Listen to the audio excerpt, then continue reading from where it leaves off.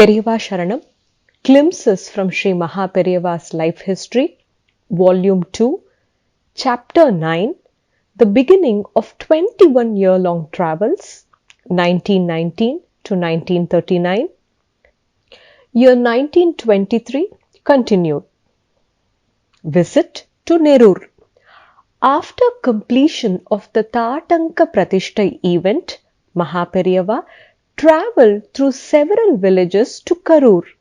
From Karur, he proceeded to Nerur to visit the Adhishthanam tomb of a Hindu guru of the great saint Sri Sadashiva Brahmendral. Sri Sadashiva Brahmendral was a saint, a philosopher and a Carnatic music composer who lived in India during the 17th-18th century. He received divine guidance from the 57th Acharya of Kanchi Kamakoti Peetham, Sri Paramashivendra Saraswati. Besides authoring many Sanskrit scriptures such as Yoga Sutra Vritti, Brahma Sutra Vritti, Atma Vidya Vilasa and Yoga Sudhakara, Sri Sadashiva Brahmendral composed many Carnatic songs including the popular Bhaja Raghuvira, Bhajare Gopalam, Manasa Sancharare and Sarvam Brahmamayam.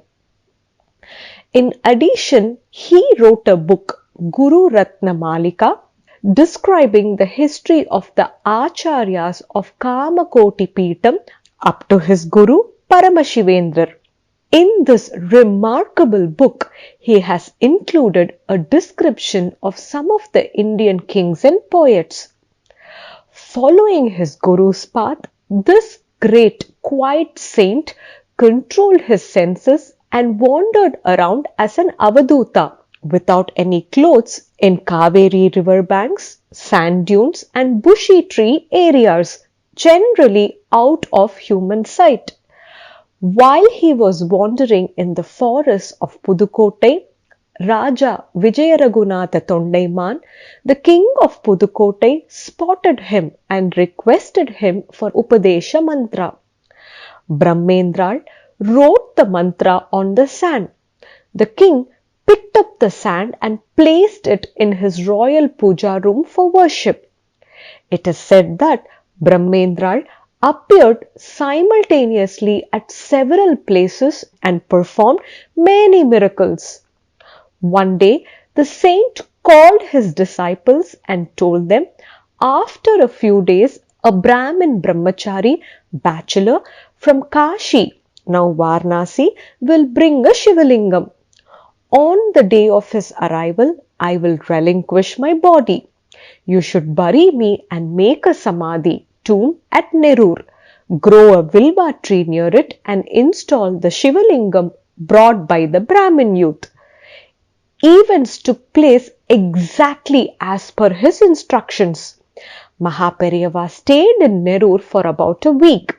He spent most of the time alone in meditation at the Samadhi of Sadashiva Brahmendral.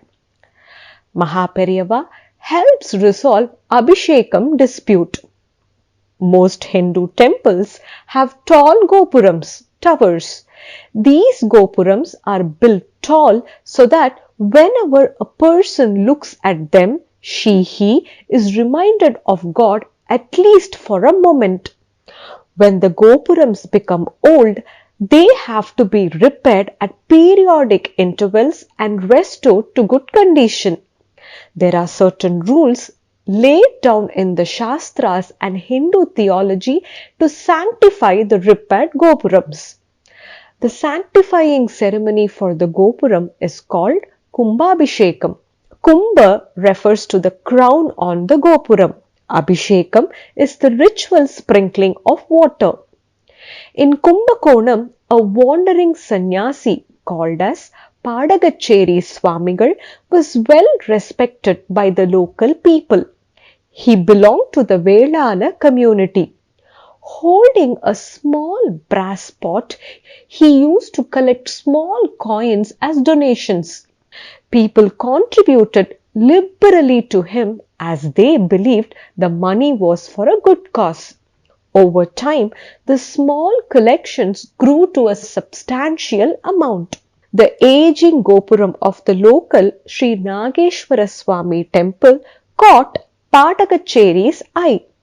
He used the collected money to repair and restore the gopuram of this temple. Soon after completion of the work, a date was fixed for the Kumbhabhishekam. However, a dispute arose on who should perform the Abhishekam first. The Vishwakarma group sculptors, which did the repairs, wanted preference over the temple's Adishaiva priests in doing the Abhishekam. Because of serious differences of opinion between the sculptors and the priests, the Vishwakarma group filed a lawsuit in the court. Padakacheri got worried and approached Mahaperiyava to seek his intervention in resolving this dispute. Mahaperiyava called each of the two groups separately, heard their arguments and got them to sign an agreement accepting the decision from the mutt.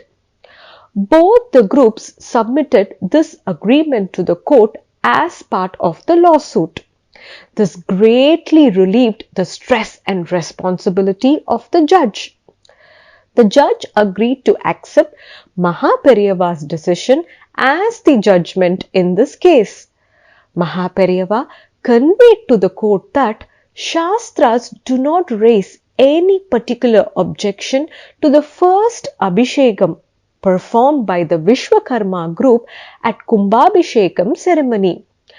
Based on Mahaperiyava's opinion, the court gave a judgment resolving the dispute. Later, in June 1923, the Kumbhabhishekam of Sri Nageshwara Swami temple was performed in a grand manner. Patakacheri Swamigal was thrilled. To be continued, Periyava Sharanam.